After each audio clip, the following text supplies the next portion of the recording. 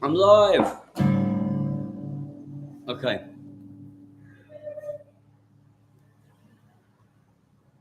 Right. This is great. So this is a new YouTube channel. There's 0 people listening. So I am talking completely and utterly to myself. So, first lesson.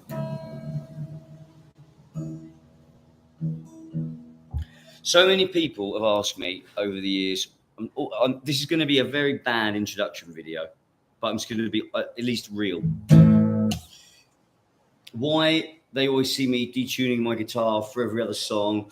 It's kind of a habit that I got into when I realised the potential of what you could do with down tuning. So standard tuning is E A D G B E. Easy, okay? G B D E A E. So bearing in mind that most of the songs that we know and love are written in these with these basic chords, you know, these. And then people start experimenting with different ways of taking these not open chords, these chords. People started thinking about, what about if you could take that chord and make it open? So when you go like this, that's a G, or whatever the notes are relevant. This first video is going to be to someone that's learning the guitar.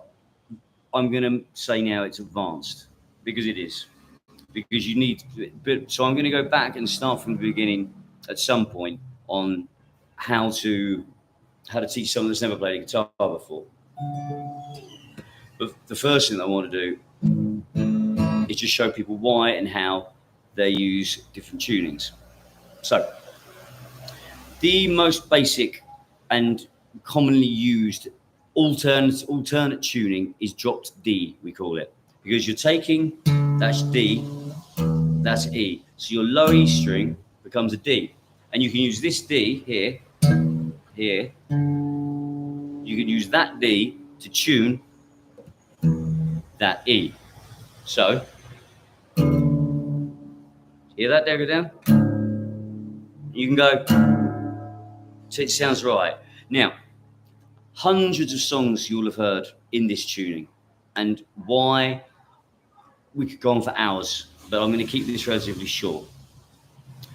Now, we're now in a position where we can use this.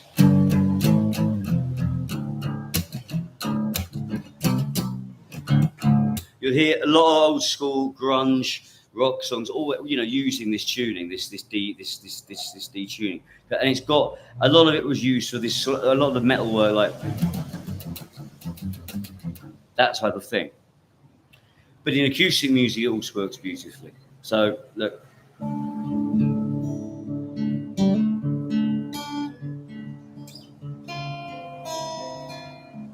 Gives a more haunting tone.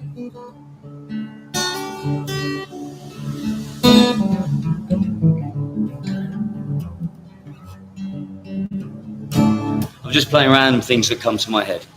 For example, there is a Nirvana song called Heart-Shaped Box, very famous song, which is using D, and that's because and I'll show you why. Here's the chorus, here's the verse rather.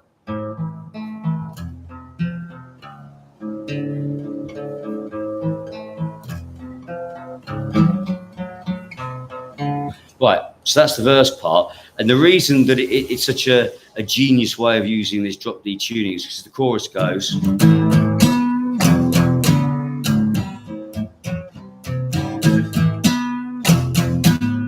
Now, obviously, I need a massive amplifier, distortion pedals, and not just a guitar on YouTube for you to see the impact of that. A Soundgarden song, for example, is a very famous Soundgarden song in drop D, which means that there's nothing fancy, it's nothing flashy, it's not none of this. It's a basic thing. Spoon Man, I'll see if I can remember it.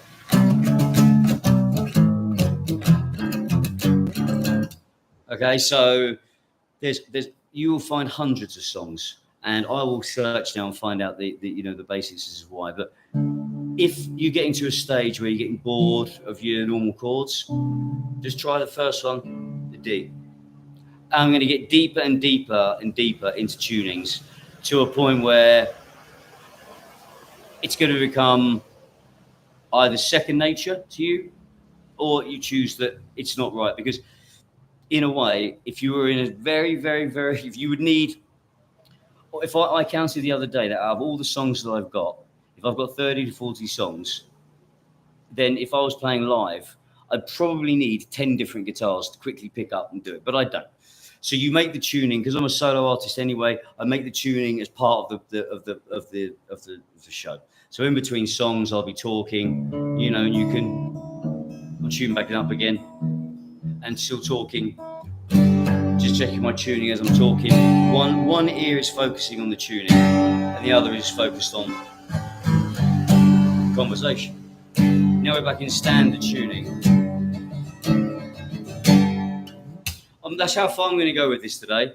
I'm going to try and grow the channel a little bit, get a few more people that are interested in learning guitar, and there we go. That's it.